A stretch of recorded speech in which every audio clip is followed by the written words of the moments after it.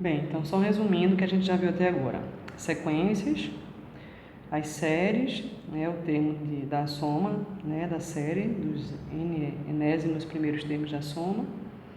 E a gente viu que isso é relativamente simples a gente encontrar para uma série geométrica e para uma série telescópica, né? Quando a gente encontra essa soma, a gente faz um limite da soma com entendendo infinito. Se esse limite existe, a gente diz que a série é convergente. Por que é importante saber se a série converge ou não? Porque se a série não convergir, não faz sentido encontrar um valor para ela, né? Então, antes de tentar calcular esse valor, é importante saber se ele existe. A grande questão agora é porque determinar esse termo da soma, né, esse Sn, para a grande maioria das funções não é uma coisa simples. Pelo contrário, é uma coisa um pouco complicada, né? Então, ao invés de a gente partir para primeiro calcular o termo Sn, a gente vai primeiro tentar determinar se esse termo existe, né? Ou seja, fazer alguns testes para verificar se a série ela é ou não convergente. Desses testes, o primeiro é o teste da divergência, ou chamado teste do termo geral, ou ainda teste do enésimo termo, né? É um teste bem simples. A gente vai ter uma série, né, o somatório de AK com K indo de 1 a infinito. Se o limite de AK for diferente de zero, essa série diverge.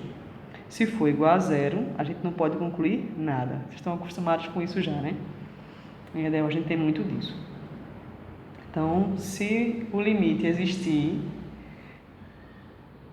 e for diferente de zero, a série é divergente. Se a série, o limite for igual a zero, a gente não pode concluir nada. Então, vamos aplicar o teste. É bem simples mesmo. A gente tem aqui uma série de K sobre K mais 1, K de 1 a infinito. Eu vou aplicar o teste. Pegar o termo AK, que é esse termo aqui, calcular o limite quando K tende a infinito. E nesse caso aqui, né, se aqui for para infinito, esses termos se cancelam, né, vale a pena revisar os limites infinitos para quem tem alguma dúvida ainda. E aí vai sobrar o termo 1 sobre 1, 1, e é diferente de zero. Se é diferente de zero, logo, essa série ela é divergente, e aí não faz sentido para mim encontrar o valor dessa soma, ela não existe. Né, um segundo exemplo, a gente vai ter aqui um pouquinho mais complicado.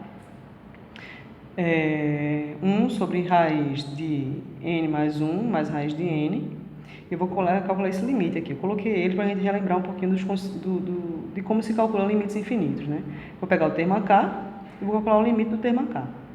Multipliquei pelo conjugado em cima e embaixo, aqui é a multiplicação, né? Esses termos se cancelam, a raiz vai sumir, vai ficar n mais 1 menos n. Quando eu calculo esse limite, ele vai ser diferente de zero. Mais uma vez, vale a pena relembrar esses limites para quem tem alguma dúvida nisso, né? Lá de cálculo 1. Se é diferente de zero, a gente pode afirmar que a série é divergente, ou seja, que não vale a pena achar essa soma. Mas eu também não posso afirmar que é convergente, vocês percebem? Não tenho como determinar se é convergente. Coloquei aqui outro exemplo, né? A série 4n2 menos n ao cubo sobre 7 menos 3n ao cubo. Calculando esse limite, né, vai dar 1/3. Né? Os termos que determinam o valor do limite são os termos de maior potência. Uma forma bem simples de achar esse limite é pegar